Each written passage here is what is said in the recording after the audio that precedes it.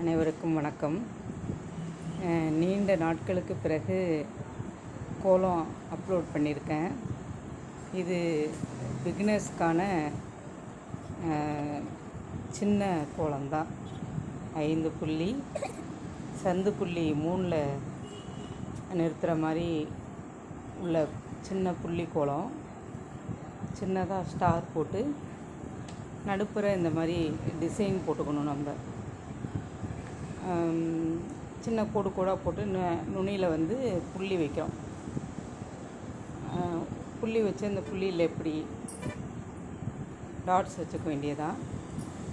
அதுக்கப்புறம் சுற்றிலும் பந்து பந்தாக வட்டமாக போட்டுக்கணும். புள்ளி இருக்கிறதுனால இந்த வட்டம் வந்து நமக்கு ஈஸியாக வந்துடும்.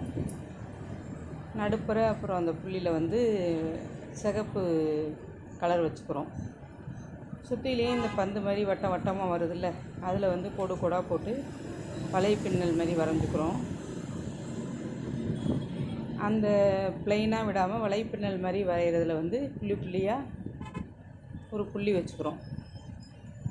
அந்த டிசைன் இன்னும் கொஞ்சம் நமக்கு பார்க்க அழகாக இருக்கும். அப்படிங்கிறதுனால பெரிய பெரிய கோலமாக அப்லோட் பண்ணுறீங்க, அதெல்லாம் வந்து இந்த மார்கழி மாதத்துக்கு தான் போடலாம்.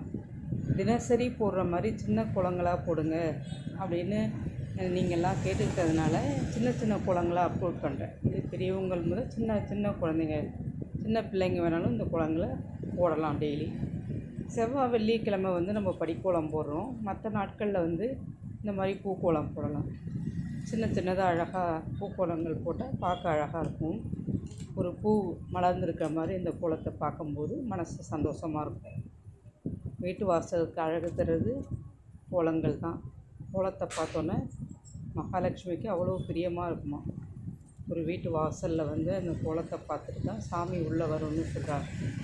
அதனால தான் நம்ம தமிழ் கலாச்சாரத்தில் வந்து கோலத்துக்கு அது அவ்வளோ அதிக முக்கியத்துவம் கொடுத்துருக்காங்க. அதுலேயும் நம்ம இந்த மாதிரி மஞ்சள் புள்ளி வச்சு அதில் சிகப்பு வைக்கிறோம் பாருங்கள், அது இன்னமும் அவ்வளோ அழகாக இருக்குது. இந்த மஞ்சள் புள்ளியில் சிகப்பு வச்சு இந்த வெள்ளை கோலப்பொடியால் இப்படி இதழ் மாதிரி வெடிக்கிறது பூத்துருக்க மாதிரியே இருக்குது பாருங்கள். இப்போல்லாம் இந்த மாதிரி ரெடிமேடாகவே கோலமாவு வந்துடுச்சு. அதுக்கு முன்னாடி பச்சரிசி மாவுலாம் இடித்து போடணும். இப்போ ரெடிமேடாகவே இந்த கோலப்பொடியெல்லாம் விற்கிறதுனால ஈஸியாக வாங்கி அப்படியே நம்ம போட்டுற வேண்டியது தான். இதே மாதிரி கோலத்தை நீங்களும் போடுங்க. கோலங்கள் பற்றி உங்கள் கருத்துக்களை சொல்லுங்கள். நன்றி, வணக்கம்.